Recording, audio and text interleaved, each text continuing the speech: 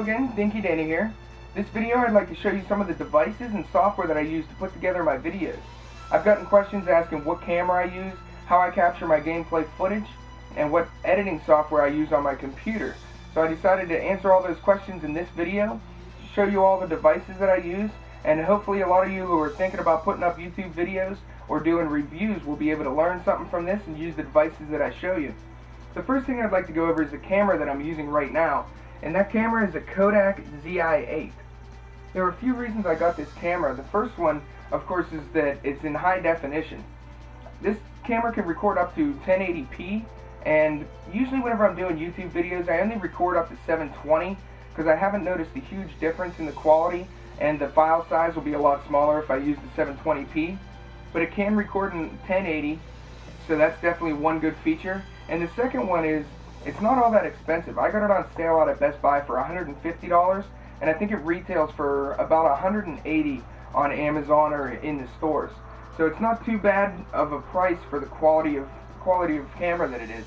Another thing that I like is, I hope you could tell from the picture, it's a very thin camera. It's almost like carrying around a cell phone. So whenever I go out places, I can fit it really easily into my pocket. It doesn't take up too much space, and that's something that I really wanted, so I was glad to find this one. A few things that I'm not too big on with this camera is it doesn't have any type of flash at all. So if you're out at nighttime, you can't record any footage and you can't take any pictures. It kind of stinks, and I didn't know that whenever I bought the camera, but most of the time that I use it, I want to use it during the day in good lighting, so it really doesn't affect my use for it at all. But if any of you are thinking about getting it and you want to take nighttime footage, this isn't a good one. Another thing that I'm not too big on is it auto adjusts the focus lighting. So sometimes whenever I'll be sitting back, it'll have one lighting setting, and then whenever I lean forward and show stuff, it'll either darken or it'll brighten up. I don't know if it would happen with this black cover, but whenever I show light covers, it'll auto adjust the brightness, and it's kind of a pain. It doesn't make much of a difference, but it's just something that I noticed. And then one other thing that I do like about this camera is it has an optional microphone input. So you could take a microphone that you normally use and you can input it into the camera for better quality audio. And also whenever I record my Nintendo DS reviews, I'm able to take the audio output from the Nintendo DS and take it directly into the camera to get a lot better audio quality.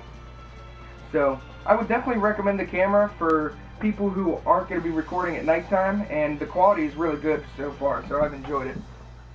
The next thing I'll go over is how I capture my gameplay, and pretty much I use a device.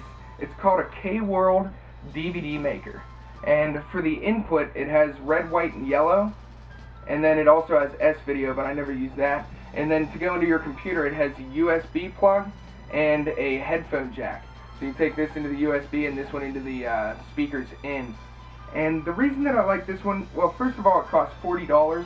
I got it on Newegg.com, but you can get it on Amazon for a little bit cheaper, I think. And I really like the quality of it. It's not going to be an HD device, though. It'll just be standard definition quality.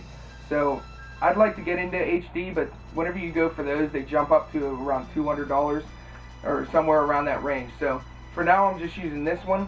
And the reason that I like this one is it came with a program called Cyberlink Power Director, and that's what I use to record all of my audio. That's what I use to record my voice whenever I do my reviews, and it's not a huge deal, but I like the software. So, and the reason that I bring that up is because there's another device called an EasyCap, and this device costs only less than $10. You can get it on Amazon for less than $10. It comes with a software just to install so that you can use it, and it doesn't come with that any type of audio recording software, but for $30 cheaper, the quality is pretty good.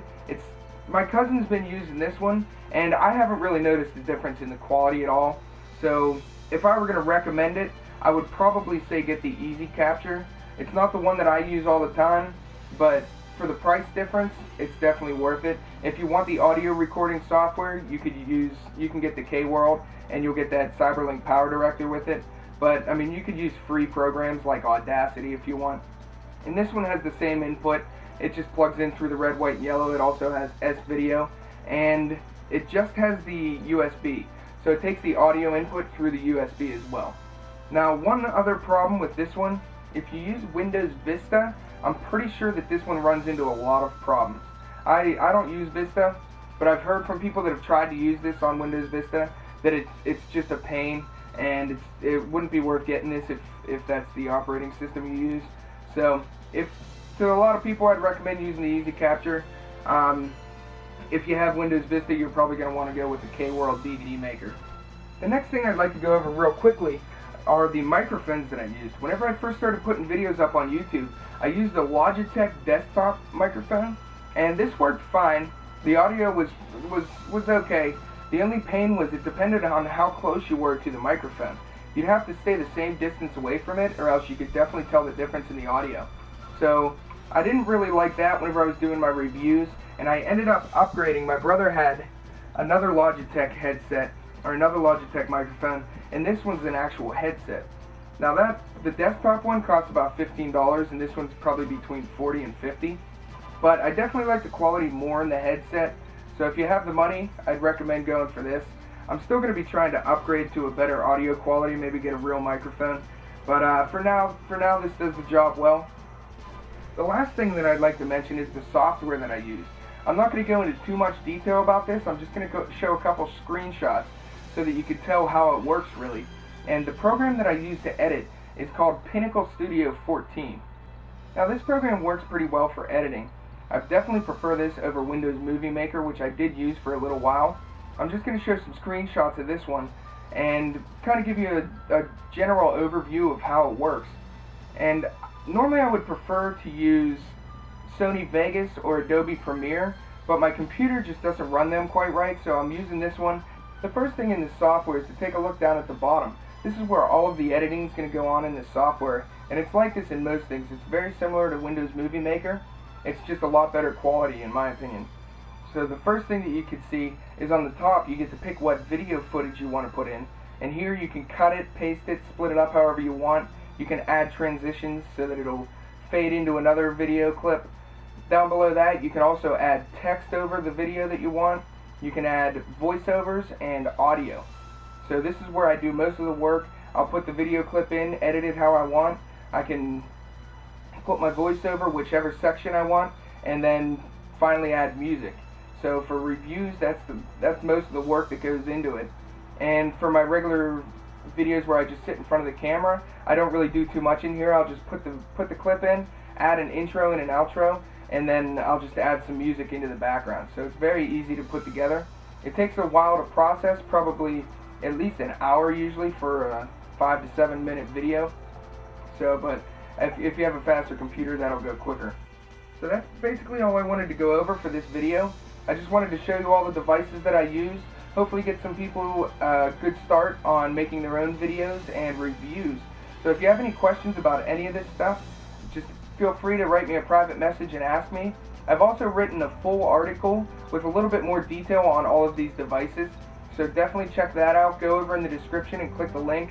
There'll be a big article. It'll have links to all of the devices if you're interested in purchasing them or finding out some more information about them. So I'm Dinky Dana. Hopefully this will help a lot of you out, and thanks for watching.